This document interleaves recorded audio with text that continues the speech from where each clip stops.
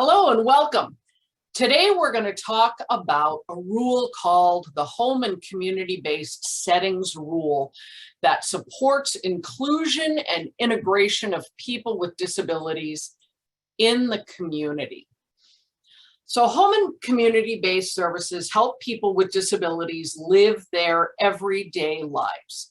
They can include things like personal care, respite, residential supports, transportation, employment supports, and other things. These services are provided in the community instead of nursing homes or institutions or other settings that may isolate people from other members of the general community. One important point of the settings rule is that there's a difference between institutional services and community services. If people are getting funding through the Medicaid HCBS, they must be getting community services.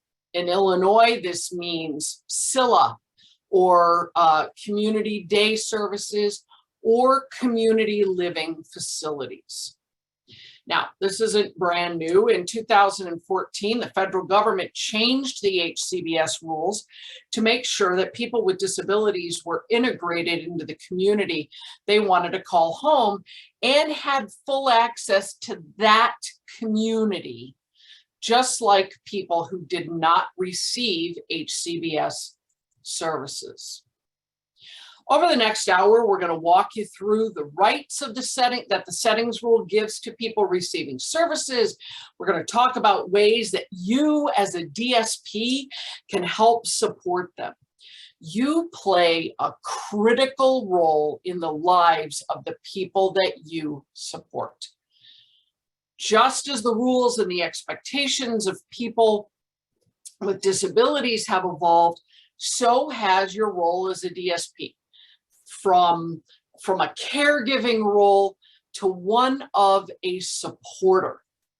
This changing role requires a different approach, different skill set. As a DSP, you perform duties as a mentor, as a teacher, as a manager, as a maintenance worker, a job coach, a champion, a companion, a confidant, and more.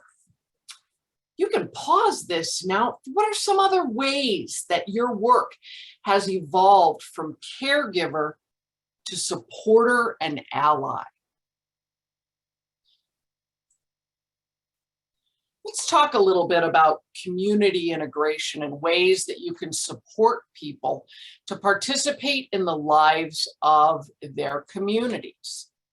DSPs can help people explore the neighborhoods where they live, identify clubs and groups and activities that the person may like. You can support people to create personal routines, ongoing involvement with and within their communities. Learn new skills in the community. Learn how to use public transportation if it's available in their area. And take part in community and events and functions as they wish.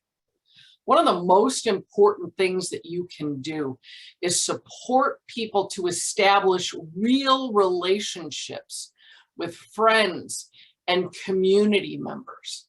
These natural supports are important in all of our lives. They help us feel connected and they help us to stay safe.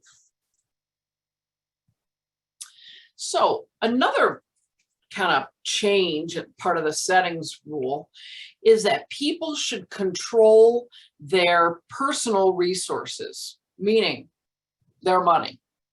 As a DSP, you can support people to access their funds through banks, through ATMs, using banking apps, taking people shopping to learn how to use money rather than limiting training to a classroom setting. You're going grocery shopping, bring somebody with you, okay? You're ordering things for the home, have someone sit with you. Include the people in what you're doing so that they can understand. helping people determine what they want to save their money for, how they want to save, without making judgments about what items and services that they choose to spend their money on. Another requirement of the HCBS Settings Rule is that people choose where they live. This includes being able to choose non-disability specific settings. That is, a place where people with and without people with disabilities live. While there are ways that you as a DSP can support people to think about what they would like in a home, the ultimate responsibility for this part of the rule is with the state. Okay, the state does this through the ISCs. Don't forget though, you have the opportunities to talk with the people that you support about their goals and dreams. And the goals is not that people are going to live in Scylla their whole life unless they want to. Okay, because goals and dreams include where and with whom the people live. You can help figure out if the person likes their roommate or their housemates. Do they talk about them in a positive way? When you see them together, do you notice any red flags? Does the person know what to do if they have a complaint about their home or their roommate? One man said to me when asked why he didn't want to go celebrate his housemate's birthday, what he said told me that he told the staff was, just because we live together doesn't mean we're friends. Okay, is that what's happening where you work? Then those are things that you can support people to speak about to people who can do something about it. Okay, does the person need help coming up with ways to get to know the roommate or the housemate better, to forge a positive relationship? Sometimes it's hard to be the new guy moving in when everybody else has lived together for 10 years. So what can you do as the boots on the ground DSP who's there to help people get to know each other and find some common ground? This is critical in helping the person have the best living situation possible. After all, you spend a lot of time supporting people, and you probably know everybody in the house pretty well. So you can help with this. Okay, here's some more of the things that the settings rule outlines a lot about rights. And the first right that the settings rule talks about is the right to privacy. Okay, we all need privacy at various times. And this is just as true for people receiving services. One time I took a big group of people out for a buffet lunch, and I was expecting us all to sit together and at a big table, and everybody sat at a table by themselves, except a couple people sat in tables of two, but nobody sat with the people who they lived with. And I realized it's because they never get to live alone. So think about that in where you work. Do people have that privacy? Because we all need it. Sometimes you may have to help people with intimate things like bathing or medication administration. When you help with these things, make sure that the person's privacy is respected. Shut the door. Make sure others aren't in the room. Treat people with dignity and respect. Do you have weekly weigh-ins at your house? Are there weekly weigh-ins in the dining room? Because I don't know about you, but I sure wouldn't want to do that. And yet that happens all the time in Scylla. Okay, so that privacy and the dignity and respect. These are all come together. Sometimes with the staffing shortages that we are dealing with now, you may have to help someone who you don't know with these tasks. How would that make you feel if you had a complete stranger helping you with your intimate care needs? What would you want that person to do in order for you to feel comfortable and respected? When someone's in their bedroom, be sure to knock and wait for them to say that it's okay before entering.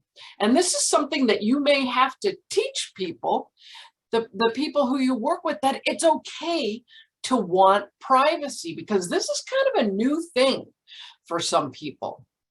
If people communicate without words, maybe you can work with them. Maybe that they have a bell that they can ring, or knock back if it's okay that you come in. The settings rule requires that people have privacy in their bedroom. So all people who receive supports are going to have the option they're going to have a lock on their door. The option is whether or not they use their door. It's going to be up to the person. The rule also states that they should have a key to their home. Okay. Sometimes a regular key, like we think of with a key, may not work. And so what about a hotel card? Maybe there is a keypad that people can use. Maybe there's a little fob that they can use, that they can just wave. Maybe one organization told me that they got thumbprint readers, so all they have to do is put their thumb up. And so it's all these conversations, and you know the people the best, so you can help. You can help them, you can help the organization know what is going to work best for this person. But the point is that this is their home, okay? They need access to it. So often, nobody has a key to their home, and but the staff do, okay? And so we have people getting off of work from their community jobs that they are at alone, waiting outside their house for staff to get there to unlock their house. Okay, so that's one of those things that the settings rule is changing, because think about your home. How many people have keys to your home? Maybe a neighbor, maybe a best friend in case of an emergency. But would you want someone handing out keys to your home without you knowing it? Yeah, I'm thinking probably not. So I don't know about anybody else, but that's a big no for me. Okay. Another possible privacy concern could involve the person's records or their plans, whatever you call it, their binder, their folder. What can you do to help keep that information confidential? Does the person know what information is included in their file? Do they have a say in who gets to see the information? Just as you wouldn't want everybody to have access to your personal files or your medical information, people receiving services have the right to privacy as well. Okay? Access to information should be on a need to know basis. Every person in the world does different things at home than they do at work. Okay, and so maybe we need to know something at home that doesn't need to be shared at day program, or vice versa. But the person receiving services should know who knows and have a say. One man I met, he had some bad paper, as we call it. He had a past, and that was in an envelope. And the envelope in his file said to be opened only in the presence of Tom, because Tom wanted people to meet the 55-year-old Tom, who he was now, before they read about the 20-year-old who made bad decisions. Okay, so that's just one way that you can do that. But how do we talk about people? Who do we share with? These are all things that we need to be thinking of in order to respect people's privacy. Okay, dignity and respect. The rule states that people should be treated with dignity and respect. So, what are some ways that you as a DSP can do this? Okay, there's a Aretha Franklin song that goes RESPECT, find out what it means to me. Okay, dignity and respect means something different to every person. So we're gonna need to ask, okay? How can we support people as we're asking, as we're starting these conversations? One way is to make sure that you support people in ways that enhance the person's self-esteem. This may involve assistance with grooming and with dressing. Do people have clean clothes, clothes that fit? Okay, good hygiene. Do you encourage people to be the unique person who they are? Okay, or does someone just go buy clothes for them? Do people get to choose what they're going to wear? And I say that knowing that as DSPs, our job is to support people to be themselves, but also to teach people what looks good.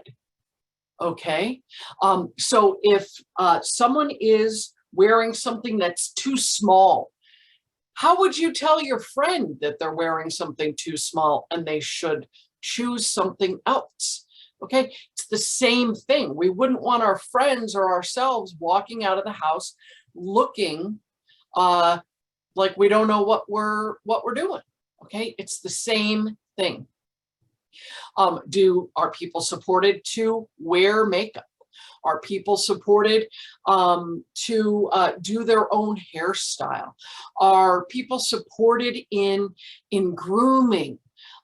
Sometimes, a lot of times I'll meet women with disabilities and there's a lot of facial hair. You know, there's many women in this world would never want that. So why would it be different for people with disabilities? Okay, that's where, as the new DSP role comes in, it's supporting people to look their best, feel their best. Okay, imagine the smile when someone is all made up. I'm sure you've seen them when people are going to dances. Am I saying we need to dress like we're going to the prom every day? No, but can we dress so that we feel good? Can we dress, help other people to dress so that they feel good? Absolutely. Treating people with dignity and respect is also about when we're talking to people or talking about people. We know there's going to be times when you have to talk to other staff or your supervisor regarding someone that you support. When this happens, make sure that you are always maintaining confidentiality and ensure that no one else can overhear your conversation. Consider if the person should be part of the discussion as well. Think about what a different conversation that would be. Okay, take advantage of every opportunity possible to involve people in the decisions that impact their lives, from small decisions to big decisions. Small decisions, what do you want for breakfast? Okay, we could start there. What color do you want to wear today? Small decisions, and then we're going to get to these bigger decisions that we're going to support people instead of tell people. Okay, remember the saying, nothing about us without us? always consider how you would feel if you were the person being impacted by your actions. Or how would you feel if you found out that people were talking about you in a bad way and never let you know what the problem was? Okay. So we know that there are some people who you have worked with for years, and you've gotten to know people quite well, regardless of the level of familiarity with people.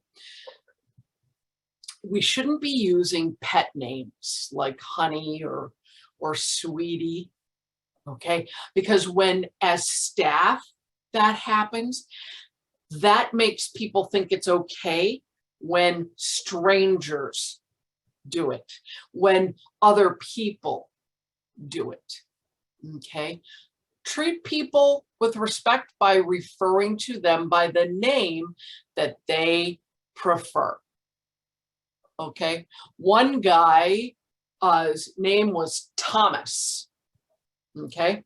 And his family called him Tommy. His friends called him Tommy. Everyone in his life called him Tommy, because when he was called Thomas, I'll give you one guess what that meant. Just like the rest of us, they pull out that whole full name and you're in trouble. You know who refused to call him Thomas or Tommy? The folks at his day program. So all day, every day at day program, he was referred to as Thomas.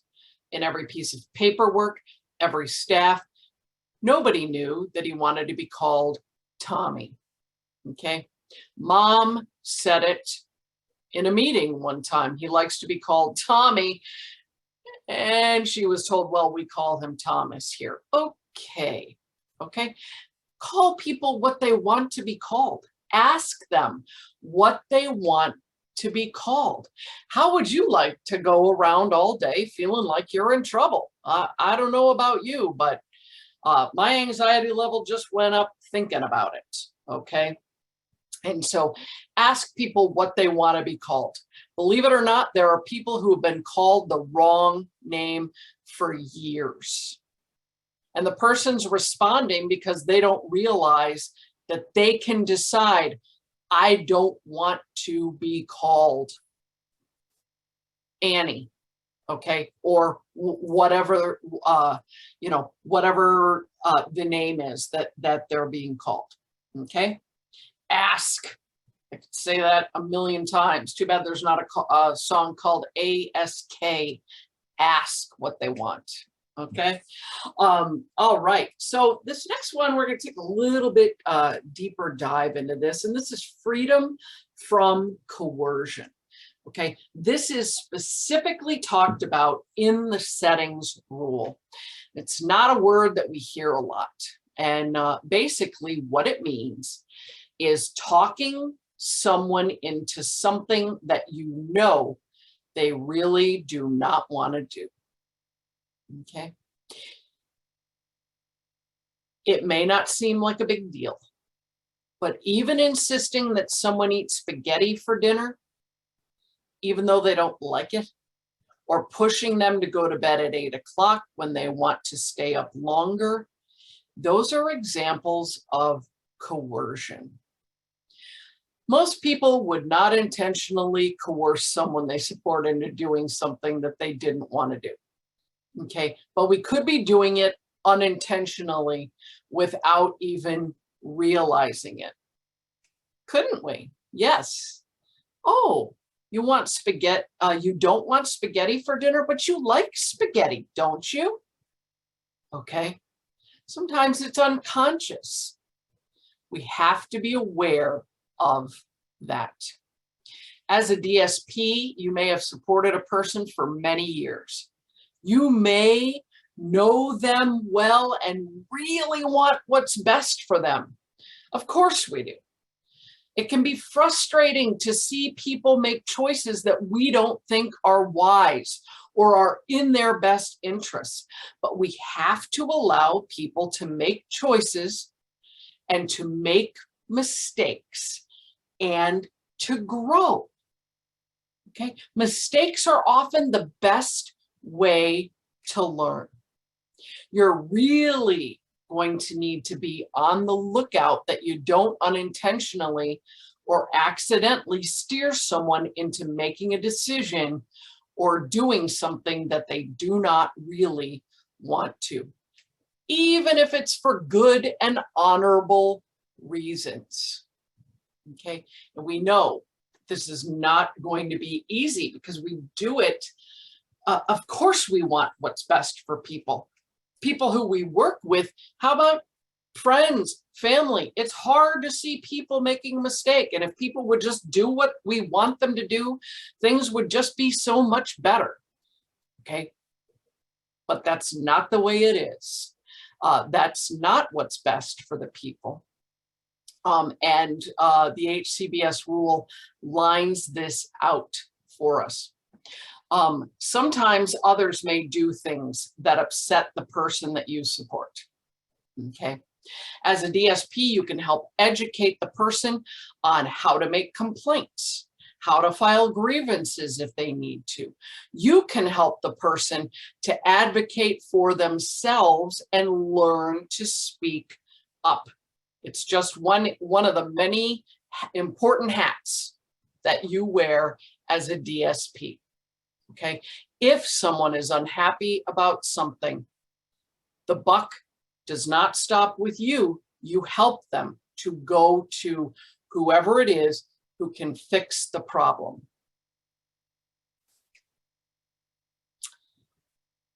Finally, the rule says that people have a right to be free from restraints.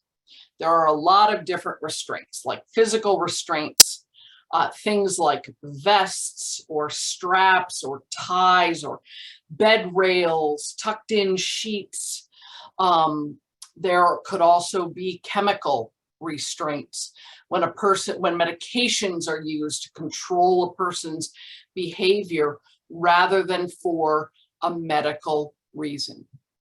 There are typically many ways to support a person without using restraints, and these procedures might be outlined in the person's personal plan or person-centered plan, as we say here in Illinois.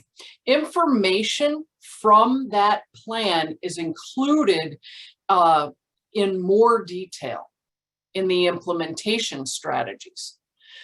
Strategies developed by the organization on how we are going to do this. Make sure that you are familiar with any supports that the person needs to succeed, and be familiar with their person-centered plan and implementation strategies.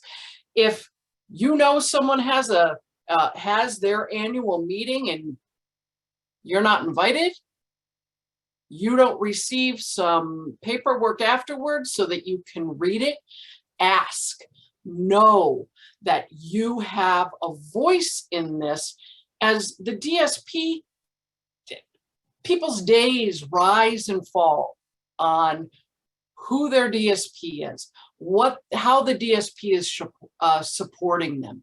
Okay, you guys have this ability to make people's lives great. And if you're not getting the information that you need, then you go to the next level to get that information. Okay. Now, if any of the person's rights are modified who you're supporting, it will be discussed in the personal plan. Your job is to make sure that you are familiar with the modifications. This way, you can support the person to work toward regaining those rights. Okay, because if you don't know what the restrictions are, you can't help them get the rights back.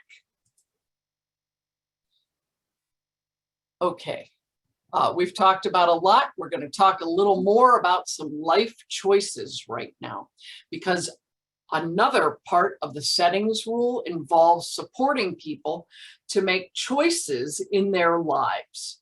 Okay, by doing so, you can help them with what the rule calls individual initiative, or doing things for themselves without having to ask for permission, and autonomy, which simply means being as independent as possible with supports as needed or asked for.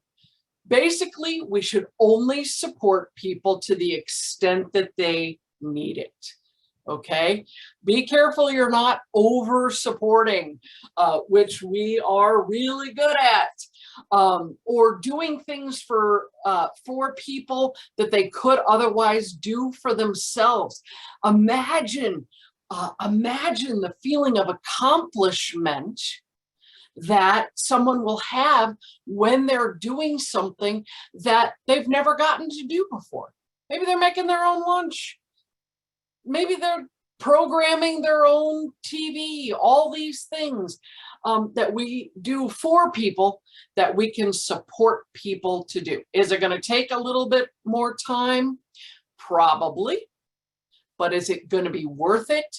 Is it going to be important for the person? Absolutely. And just think, if you're investing that time on the front end, on the back end, once they know how to do it, once it's something that they know that they enjoy, once it's something they know that they're good at, you can support instead of do. Okay? People may be learning new skills, or people may be exercising skills that they already have that they don't want to lose. Okay? A lot of things we do in life as human beings, if we don't keep doing them, then we lose interest, lose ability, forget how to do things. That old, hey, it's like riding a bike. You can get right back up on that bike. Yeah. So no, it's not always that easy. Okay. All right, here's some more things. The average person, the average adult, let's say, makes 35,000 decisions a day. Good grief! No wonder we're tired at night. How many of these are you making for the person you support? Probably too many, to be honest. Okay, let's try to support people to make as many decisions for themselves as possible. Okay, what to wear, what to eat, where to go, who to hang out with. Maybe even bigger choices. What doctor do I want to see? Do I want to date? If I do want to date, who do I want to date? Okay, sometimes this may be challenging. For example, what do you do when somebody chooses to stay up late every night and then has trouble getting up in the morning to go to work? Okay, all we can do is educate the person on the consequences of staying up late, going to work tired, missing breakfast, so she can get an extra 15 minutes of sleep. And then when you go to work, you feel like falling asleep. Okay, we have natural, I don't know about you guys, but when I was young, I did stuff like that, and I learned it's not worth being tired all day to stay up and watch a show, especially when VCRs came along. Now I'm dating myself, okay, but now you can stream anything. There's no reason to stay up that late if it's going to wreck you for the next day. Just like our staying up late example, as a DSP, you can support people to make good decisions by helping them to understand the risks and thinking through the pros and cons instead of making the decision for them. You can learn how to help people use the internet safely so that they can meet or talk with others or go to a support group, find events in their local community. Okay, you can teach people how to be a good listener, how to be a good friend. You can support people to receive sex education training to foster healthy relationships. DSPs can play a huge role in supporting people to establish and maintain meaningful relationships. Okay, that's our job. If you think about it, where did people who don't have disabilities learn this? Well, we learned it in school. Many of the people who we are supporting were in self-contained classrooms. They didn't learn that in school. They didn't sit at lunch with people with like interests, okay? They sat at lunch with the other people with disabilities in their classroom.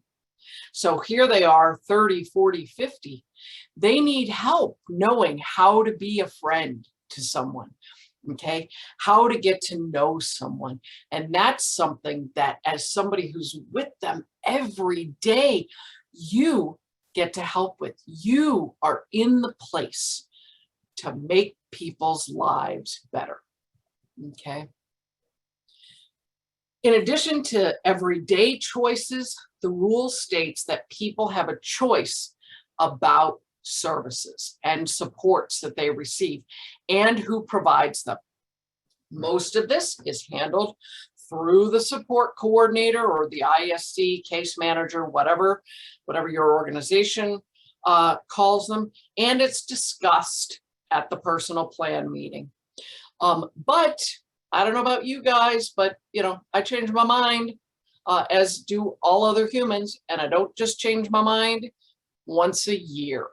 Okay, so we need to be having these conversations really every time we're working. Okay, because if you know that the person wants something new or different, you can support them. You can support them to arrange a meeting.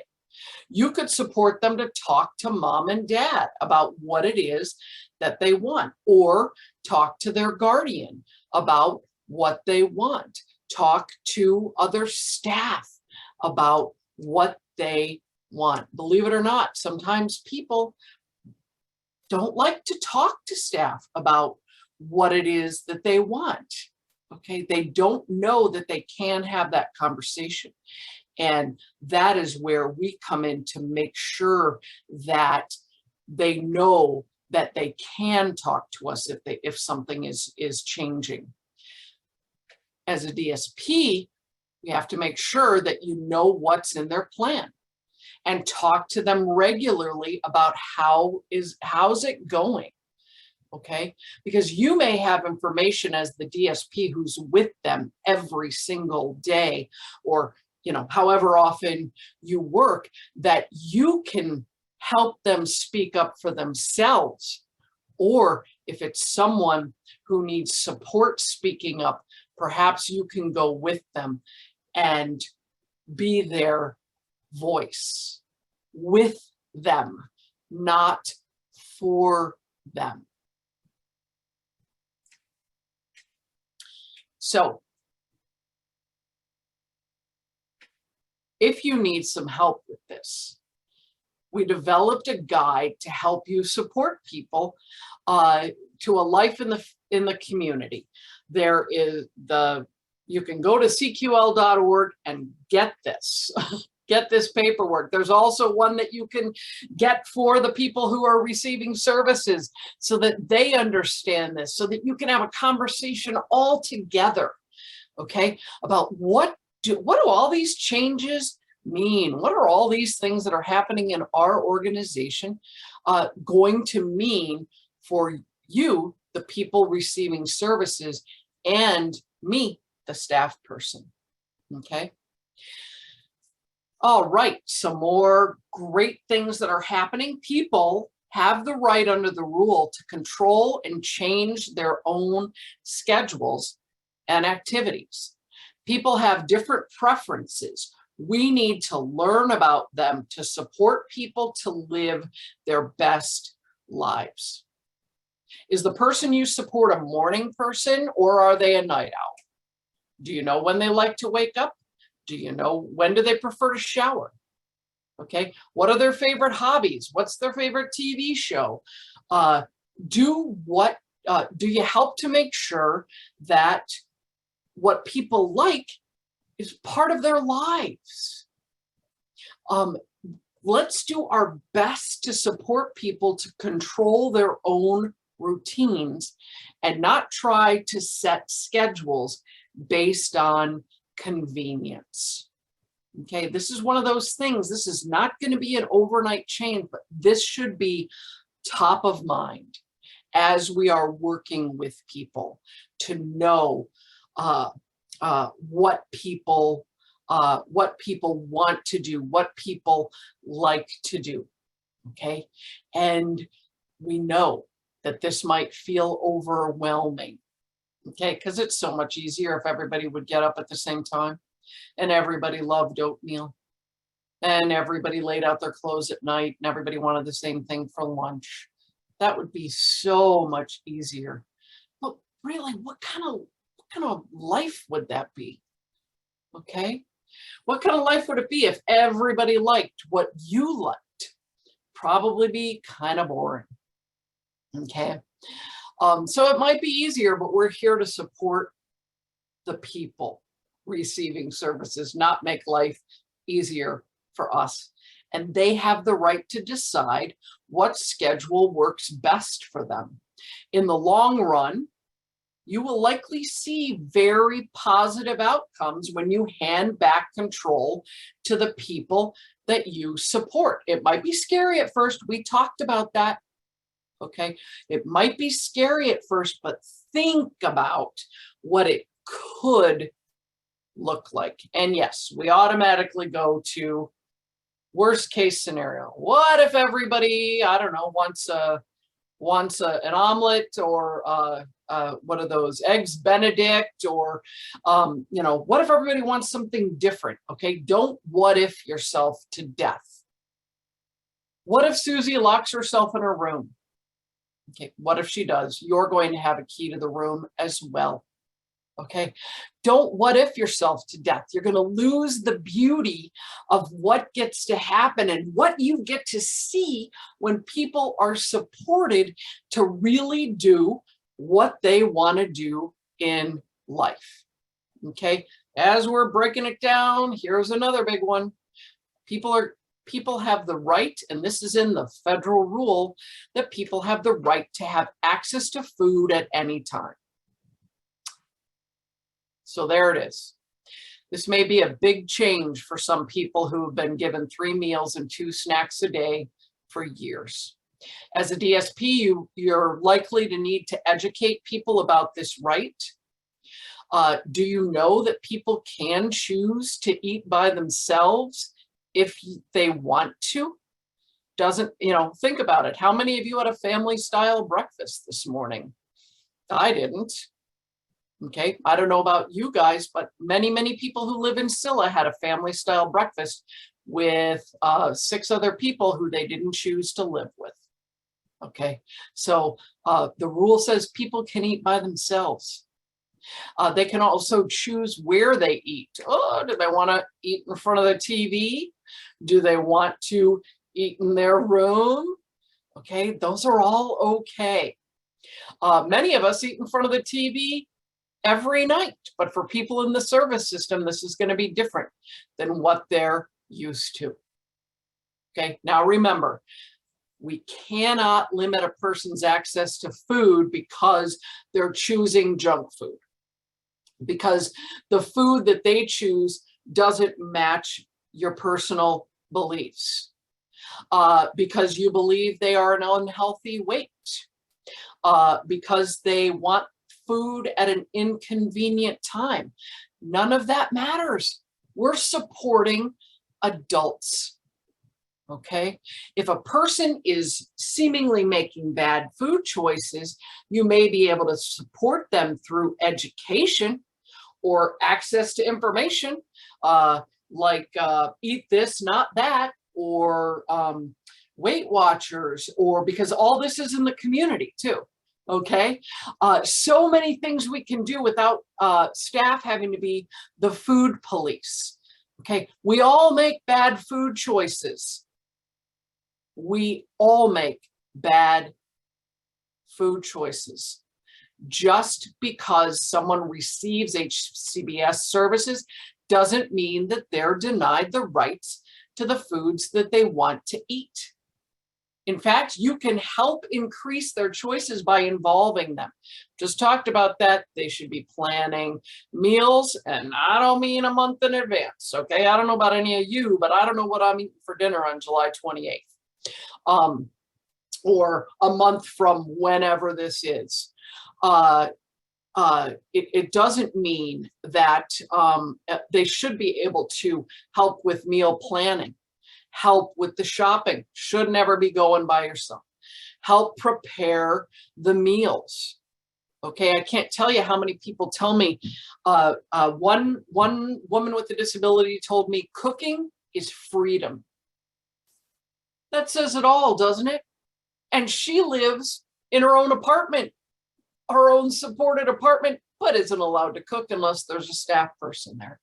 And she said, cooking is freedom. Okay, you can also play a big role in treating people with dignity and respect when they eat. For example, most adults do not wear bibs during mealtime. Okay, unless they're eating lobster or crab or wearing like a super fancy dress and they have to put the napkin up before they go out. But on a regular basis, not so much.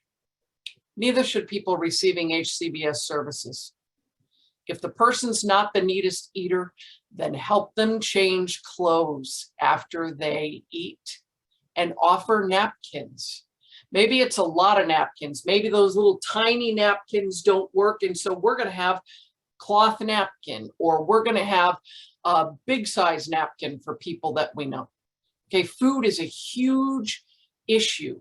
And is this going to take educating the people? Yes. But that doesn't mean that if they decide that they want to have cake for their birthday, even though they have diabetes, that we can say no. Okay, we just get back on the horse the next day. The rule also states that people have a right to visitors of their choosing at any time, just like people without disabilities. Okay, people with disabilities can have friends or family over at a time that's convenient for them, not at a time that's convenient for staff. Now, people who have roommates or housemates, we're going to have a conversation here, not a conversation with staff saying this is what we have to do, but a conversation among the people who live together to figure out how is this going to work. Okay, how is this going to work? What if we don't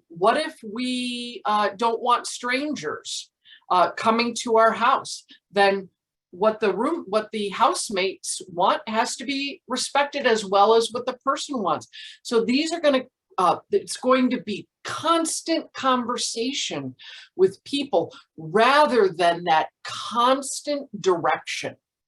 Okay, in the past, 90% of what the people with disabilities say to us as staff is conversational. How was your day? How was your weekend? What happened at work? 90% of what we as staff say to the people receiving services is directed.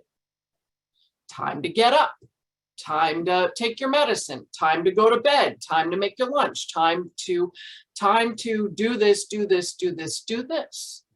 Okay, can't be like that anymore. It means to be 90% of what our communication with the people supported is conversation about what needs to happen. Okay, let's say 5% might be directive if someone is in danger, of course, but the rest of these rights, the rest of these conversations need to support people to negotiate and compromise within their home about what's going to happen.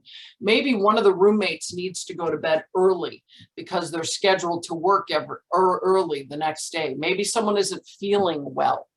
Okay, that we go back to that respect.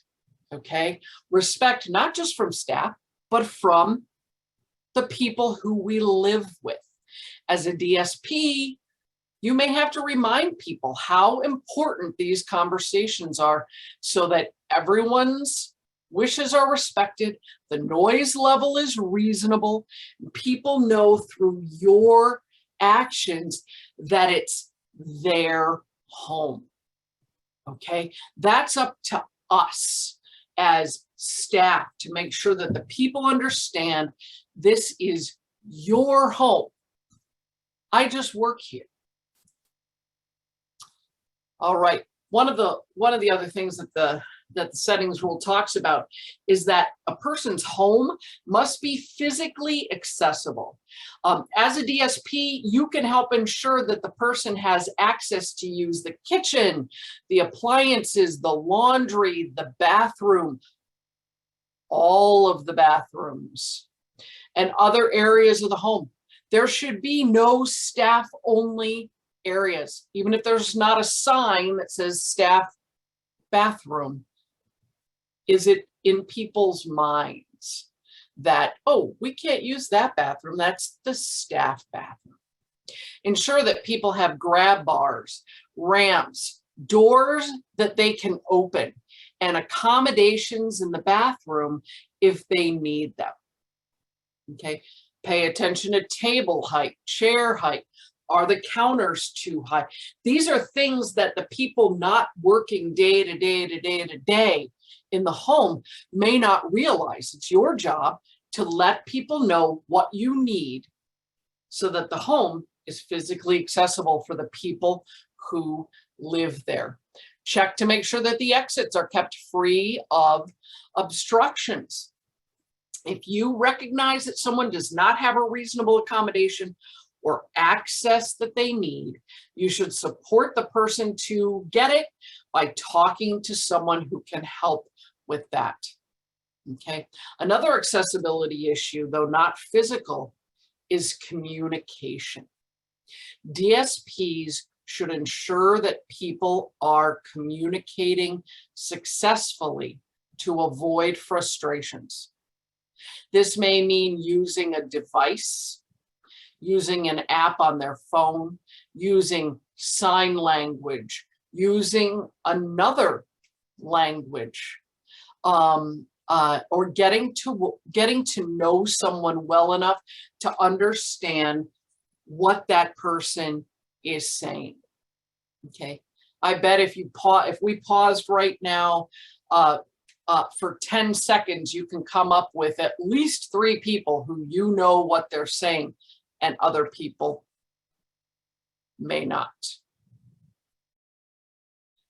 Okay, now we're going to get to some of the nitty-gritty of the rule. The first thing is that the rule says that anyone who lives in an HCBS setting, so SILA, community living facility, is going to have a lease or a residential agreement that is going to include responsibilities and protections from eviction. This agreement should be consistent with any other lease in the broader community. As a DSP, you should read the agreement and ask someone for clarification if needed. Since you play such a vital role in people's lives, it's important that you help people protect their rights against eviction. You also need to help to support people to follow the agreement. For instance, a person may decide that they want a large dog, but the agreement only allows smaller pets and only if the person pays a deposit. You should review the lease with the person and support them to explore smaller dog breeds. They also may need to save money for the deposit. You can help with that too by reviewing the person's savings and income, like we talked about, with the more control over their money. This is just one example of what can be in the lease. Okay.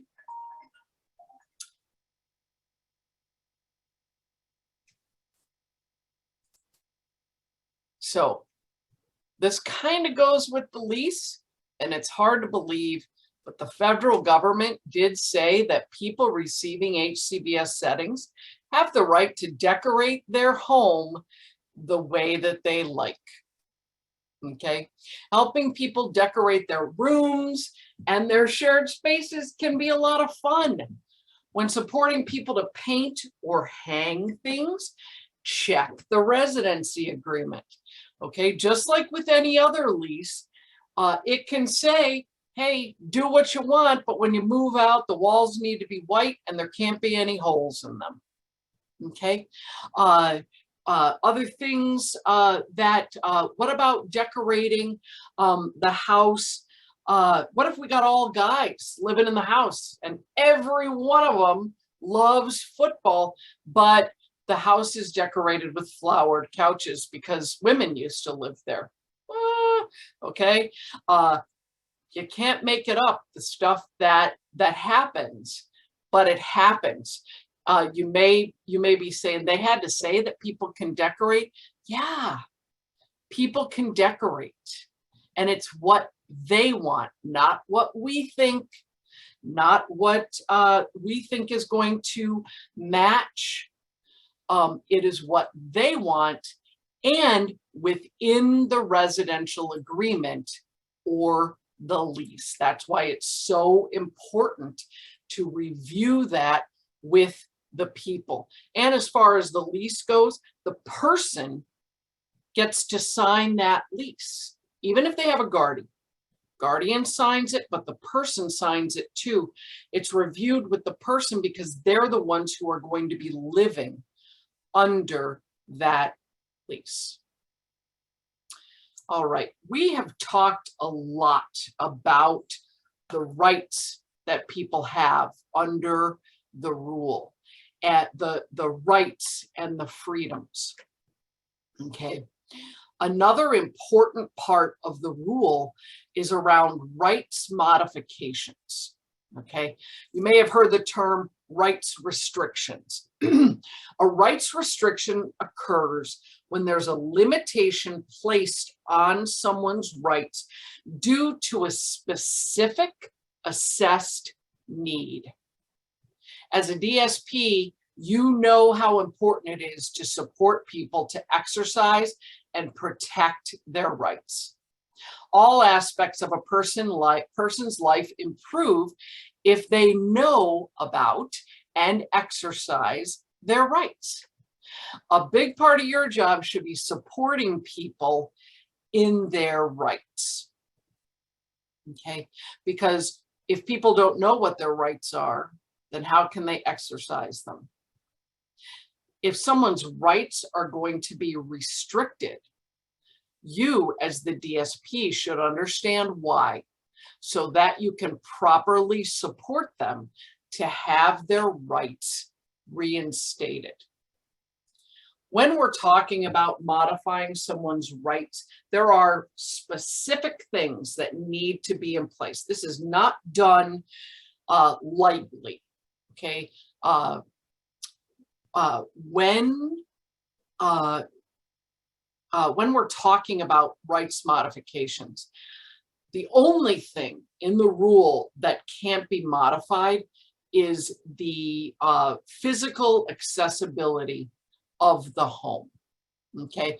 For instance, if someone needs a ramp to reach the backyard, you cannot restrict this right, even through the person-centered planning process. Okay. For things that can be modified, some of the things that the provider must do before a restriction can be put in place is they have to talk to the person. Okay. The right, the modification has to be because of a specific need. We can't restrict someone's rights just because it makes it easier, or someone in the house needs a modification. It must be based on each person's needs. Providers also must prove that positive interventions and supports have been tried and failed, and that less intrusive methods have been tried but haven't worked. So we have to go through all of these things before we can restrict someone's rights. So let's not jump to something more restrictive first, okay? Any rights modification has to include a clear description of why the restriction is even needed. All modifications and restrictions must be temporary. Because Herman cut himself with a butter knife in 1974, it does not mean that the knives are going to be locked up in the house for the rest of eternity, okay? There must be an end to it. The modifications must be measured to make sure they are effective, meaning we can't just put it into place and assume it's going to work. We've got to track it. You know how important it is to document, okay? Document. How many times do you hear that in a day? But this is why, okay? This is why it's important. Because if we can track it and say it's not working, we have something with us to say, this isn't working, and this is why, instead of just what could look like our opinion, okay? It's also our job to ensure that people are treated with dignity and respect, okay? And that as you're keeping that documentation, it's in order to get the rights restriction removed, okay? That's the goal in all of this. As it's being written, the goal is that it's removed, okay?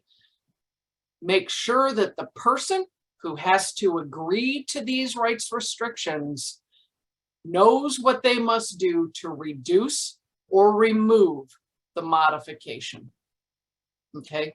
Because any rights restriction must have informed consent from the person and the person's guardian if they have one. So that's a little bit of a change. We used to just be able to get the permission from the guardian, and Joe knows nothing about what's going on.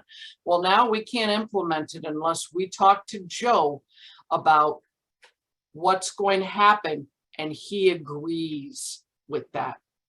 And finally, it must also be shown that the intervention will cause no harm to the person. All right, let's move on to a little deeper dive in the personal plan that we talked about. All right, as a DSP, you should know that a lot of things are discussed in the person-centered planning meeting. The rule states that the person should be the one directing the meeting and the plan. I'm going to say that again. The rule states that the person receiving services, the person that everybody's talking about, should be the one directing the meeting and the plan. Some other things that the person that you support should know about their plan: they can invite whoever they want to the meeting. They can even request that some people do not attend the meeting. They can choose the time and the place for the meeting. They may want to have it in the evening or on a weekend so they don't miss work. They may prefer to do it at home instead of in an ISC office or a day program. Okay, it's their meeting, it's their choice. Their culture must be considered, and information must be provided in plain language, including language other than English. And they should choose their own goals. Finally, and this is so fabulous, the person-centered plan must be in a format that they can understand, okay? If people don't read, it can contain pictures or videos, because if you have a plan written about you with a bunch of goals that you are supposed to be following and working toward, and you can't read it, or to understand it or agree to it, how likely is it that it's going to be anything but another piece of paper on your desk? Okay, this should be a celebration of the person's year and of the person's plan. Okay, and you as DSPs get to be a part of it, because you as DSPs who know the person the best, okay, who get to work with the person, you can help this be a celebration of what this person wants in their life. You can work with the people to help them understand that, hey, you can your girlfriend can come to your planning meeting if you want. Okay. Some of the things that need to be included. The people receiving services have a say in what services and supports they receive and who will provide them, both paid and unpaid people.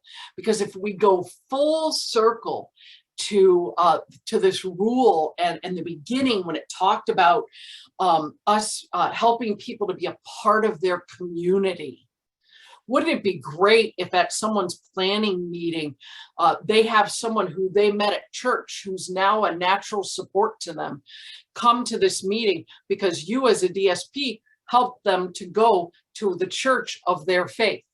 And they met some people with stuff in common, and that evolves. Okay, so the people have a say in who's going to provide the supports. The plan must include the information about any modifications or restrictions. And if you as a DSP do not understand what needs to happen, then ask. Okay, it's the job of the creators of the plan to make sure that the person implementing the plan with the person receiving services understands the goal and the nitty-gritty of what needs to happen. Okay, the person can request that the plan be reviewed whenever they want it to be, if their needs change. It's at least once a year, at least every 12 months. But wouldn't it be great if people chose goals that they wanted, and we're working with them and reaching these goals so fast that we got to have a monthly meeting to say, hey, what's next for this person? What does this person want to try next? What do I get to support this person to do next? Okay. As a DSP, you can play an important role in helping the person prepare for the meeting. You can help them share the information with the support coordinator on what's important, what they'd like to achieve over the next year, who support the person to figure out who they want to come to the meeting, where it's going to occur. Okay, supporting their self-advocacy and conflict resolution that occurs, because sometimes what the person wants is not what mom and dad want.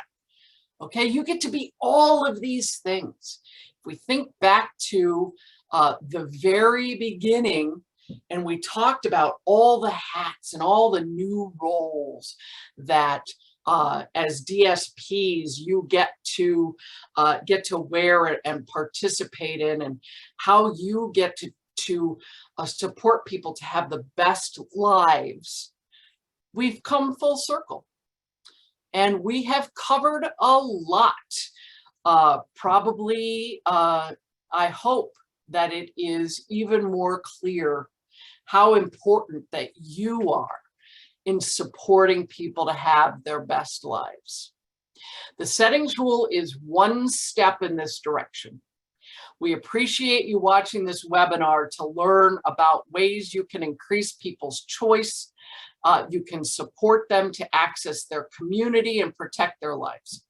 If you would like more information, up on the screen, these pages have tons of fun stuff, videos, guides, and resources.